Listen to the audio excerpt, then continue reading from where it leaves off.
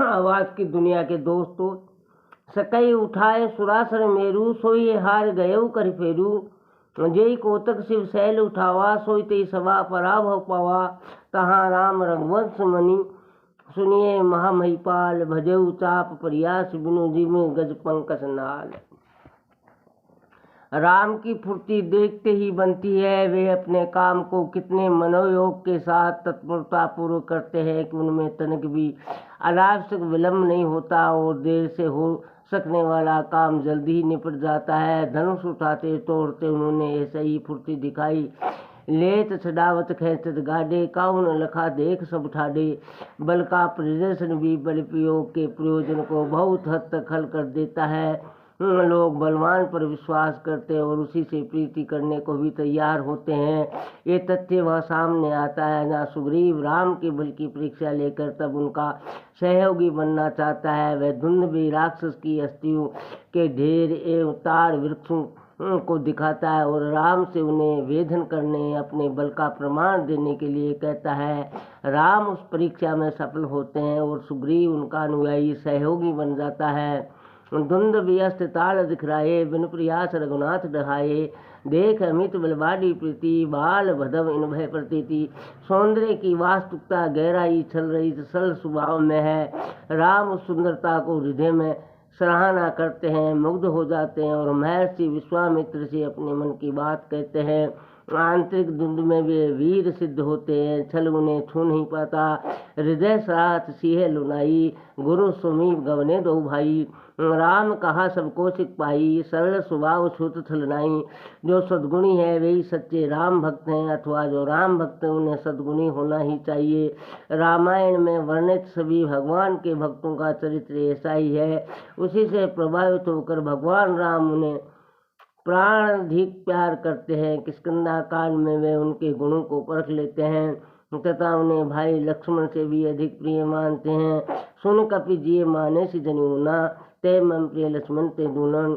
विभीषण के सद्गुणों से प्रभावित होकर राम उसे हृदय से लगाते हैं कि तुम सद्गुणों के कारण मुझे प्राण प्रिय हो। सुन लंकेश सकल गुण तोरे, ताते तुम अच्छे प्रिय मोरे। स्वार्थ और परमार्थ का समन्वय ही हमारी नीति होनी चाहिए। मात्र अपने स्वार्थ से इतना लिप्त नहीं होना चाहिए जिससे दूसरे का हित होने लगे। भगवान राम अंगद को रावण के पास संदेश लेकर जाने को कहते हैं और समझाते हैं कि भले ही रावण शत्रु है पर तुम इस प्रकार की वार्ता करना कि जिसमें उसका भी हित होता है।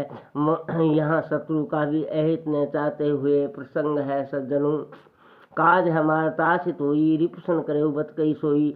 श्री राम भट्ट से कहते हैं, जो दूसरों का आदर करता है पर दूसरे से मान की इच्छा नहीं रखता है वह मुझे प्राणों से भी प्यारा है।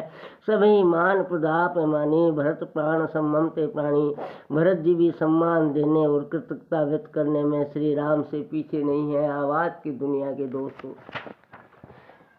14 वर्ष बीतने पर राम अयोध्या लौटने वाले हैं। इसका संदेश पहुंचने के लिए हनुमान एक दिन पहले अयोध्या पहुंचते हैं। भरत उनसे मिलते हैं और इतनी लंबी यात्रा करके ये सूचना देने का कष्ट उठाने के लिए वे हनुमान के प्रति कृतज्ञता प्रकट करते हुए कहते हैं, नाहिन तात ऋण में तो ही अप्रभु चरित सुनाहूं मोई। भरतलाल जी की निष्प्रता तो लोक विख्यात है। अयोध्या का राज्य विस्तार बहुत था, इंद्रलोक जैसा वहाँ धन संपत्ति कुबेर जैसी थी।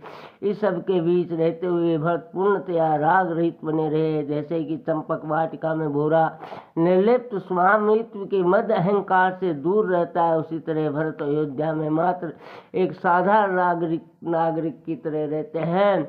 अवध राज सुराज सदाई, दशरथ धन सुधंध लदाई। सोई पूर्वस भरत बिनुरागा, चंचरीक जिम चंपक बागा। राम लक्ष्मण तो वन में रहते हैं परंतु भरत जी घर में रहकर शरीर को कष्ट देकर तप करते हैं। भरत के त्याग तपस्या दोनों सराहना करने के योग्य है। सज्जनों, लखन राम से कानन बसई, भरत भवन बस तब तनु कसई। दो दिश समझ कहत सब लोगू, सब विध भरत सराहन जोगू। अपने श्रेष्ठतम कर्तव्य का चुनाव करने की क्षमता के कारण भरत जी को हंस की उपमा दी गई है। हंस के समान उन्होंने अपने कर्तव्य का विवेचन करके राम सेवा रूपी सिर ग्रहण करके माता कैकेयी की कुटिलता रूपी नेर का त्याग कर दिया। गुण और दोष को अलग अलग करके गुण का ग्रहण और दोष का त्याग करने वाले भरत थे।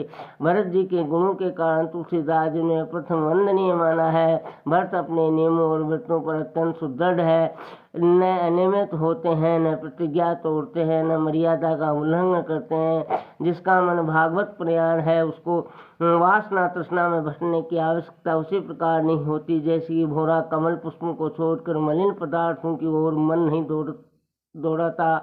वंदना प्रसंग में तुलसीदास जी लिखते हैं। सब्सक्राइब प्रिय मित्रों।